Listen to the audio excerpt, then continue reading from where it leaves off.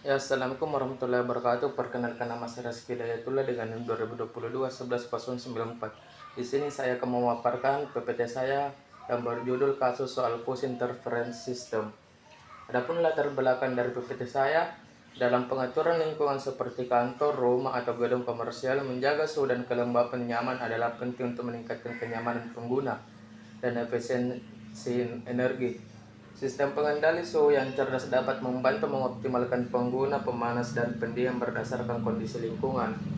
Adapun variabel masukan yang pertama suhu ruangan X1 dingin 0 sampai 15 Celcius, nyaman 16 sampai 25 Celcius, panas 26 sampai 35 Celcius. Yang kedua kelembapan X2 kering 0 sampai 40%, normal 41 sampai 70%, lembab 71 sampai 100%.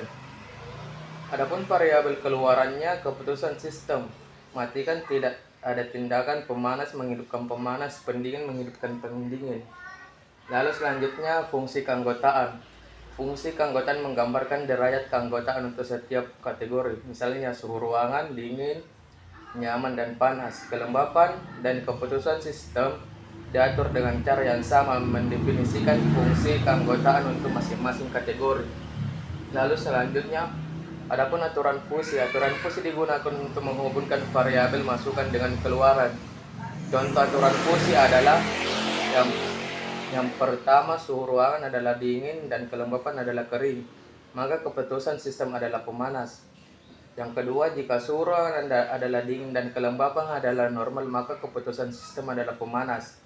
Lalu yang ketiga, jika suhu ruangan adalah nyaman dan kelembapan adalah normal, maka keputusan sistem adalah matikan. Lalu yang keempat, jika suhu ruangan adalah panas dan kelembapan adalah lembab, maka keputusan sistem adalah pendingin. Lalu yang kelima, jika suhu ruangan adalah panas dan kelembapan adalah dingin, maka keputusan sistem adalah pendingin. Adapun proses inferensi. Proses inferensi fusi terdiri dari beberapa langkah. Yang pertama, fusifikasi. Mengubah nilai skrip atau suhu dan kelembapan menjadi nilai fusi. Misalnya jika suhu ruangan adalah 22 Celcius dan kelembapan 60%, jika menghitung derajat keanggotaan untuk masing-masing kategori, yang pertama, aplikasi aturan menggunakan derajat keanggotaan untuk menentukan hasil dari setiap aturan. Misalnya, jika suhu 22 Celcius dan kelembapan 60 derajat, memberikan derajat keanggotaan yang nyaman 0,0.67, normal 0.8. Maka kita dapat menggunakan nilai minimum dari derajat keanggotaan untuk menerapkan aturan. Misalnya untuk aturan 3, kita akan mendapatkan output fusi untuk keputusan adalah matikan. Yang ketiga, agregasi output. Menggabungkan hasil dari semua aturan. Jika beberapa aturan menghasilkan output fusi, kita menggabungkannya untuk mendapatkan output fusi untuk sistem. Yang keempat, defusifikasi.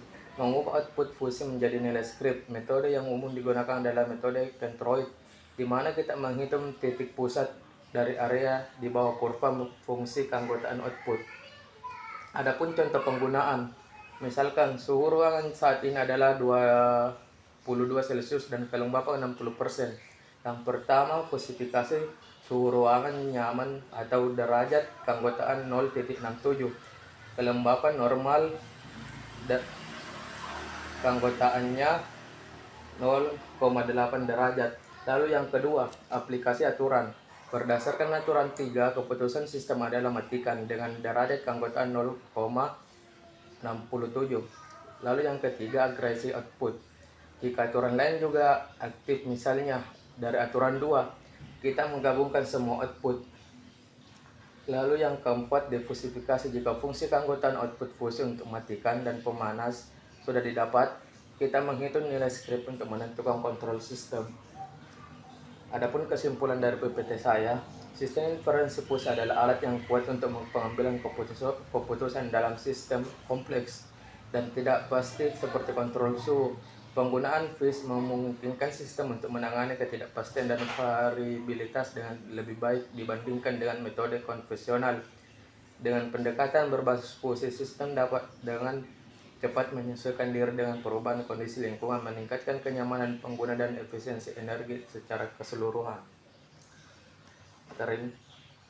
Sekian dari pemaparan PPT saya, kurang lebihnya mohon dimaafkan. Assalamualaikum warahmatullahi wabarakatuh.